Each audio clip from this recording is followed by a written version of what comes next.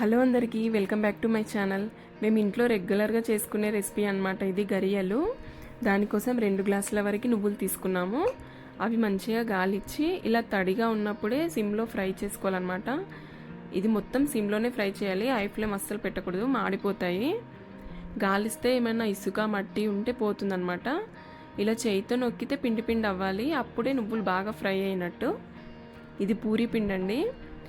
దీంట్లోకి కొద్దిగా గోరువెచ్చని ఆయిల్ వేసి పిండంతా మంచిగా కలుపుకోవాలి. అప్పుడు గరియలు మంచిగా గుల్లగా వస్తాయి.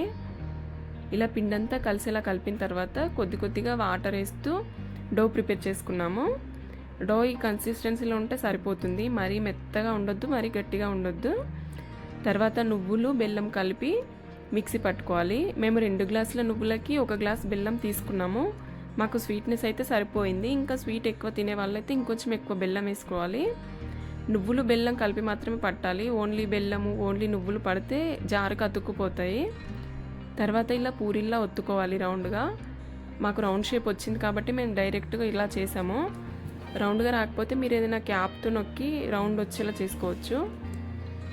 తర్వాత ఆ పూరిలోకి ఇలా స్టఫింగ్ ఫిల్ చేసుకోవాలి. నువ్వులు బెల్లం స్టఫింగ్ ఉంటుంది కదా, అది మొత్తం ఫిల్ చేసి ఎడ్జెస్ మొత్తం క్లోజ్ చేసుకున్నాము. ఇది అతుక్కోకపోతే కొద్దిగా ఎడ్జెస్కి వాటర్ రాసి క్లోజ్ చేస్తే సరిపోతుంది. మనకు ఫిల్లింగ్ బయటికి రావద్దనమాట, డీప్ ఫ్రై చేస్తాం కదా, అందుకని. ఎడ్జెస్ క్లోజ్ చేసుకున్న తర్వాత ఇలా చేయితో ఒత్తుకున్నాము, అల్లుకోవడము. మాకు ఇలా అల్లడం వచ్చు కాబట్టి మేము చేయితోనే చేసుకుంటాం ఎప్పుడు. ఇలా అల్లడం రాకపోతే గరియల కోసం ఒక పాత్ర ఉంటుంది కదా, దాంట్లో పెట్టి నొక్కితే ఈ షేప్ వచ్చేస్తాయి అన్నమాట. చూసారా ఎంత నీట్గా వచ్చిందో. మాకు అల్లడం వచ్చు కాబట్టి మేము ఎప్పుడు పాత్ర యూస్ చేయలేదన్నమాట. ఇలా ఎడ్జెస్కి కొద్దిగా వాటర్ రాస్తే పిండి ఊడిపోకుండా అతుక్కుంటుంది. ఫిల్లింగ్ మంచిగా నిండుగా పెట్టుకోవాలి. మాకు అలవాటు కాబట్టి ఈజీగా చేసేసుకున్నాం మేము. చాలా సింపుల్గా అయిపోతుంది. పిల్లలు కూడా చాలా ఇష్టంగా తింటారు. మా సైడ్ పెళ్ళిళ్ళకు కూడా సారె కోసం ఇస్తారనమాట గరియలు. ఇలా మొత్తంగా అన్నీ అల్లుకొని ఆరిపోకుండా పేపర్ కింద కానీ ఎందులో అయినా క్లోజ్ చేసుకోవాలి. మేము ఇలా చాటలో పెట్టి పేపర్తో కప్పేసామన్నమాట. అన్నీ చేయడం అయిన తర్వాత ఆయిల్ వేడయ్యాక కొద్ది కొద్దిగా వేసి ఫ్రై చేసుకోవాలి. మరి హై ఫ్లేమ్ పెట్టకూడదు, మీడియం ఫ్లేమ్ సరిపోతుంది. ఇలా తిప్పుతూ మొత్తం ఫ్రై చేసుకున్నాము. ఫిల్లింగ్ బయటకు రాకుండా మనం మంచిగా క్లోజ్ చేసుకుంటే సరిపోతుందన్నమాట.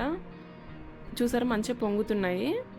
ఇలా గోల్డెన్ బ్రౌన్ కొద్దిగా వచ్చిన తర్వాత ఆఫ్ చేసుకుంటే సరిపోతుంది.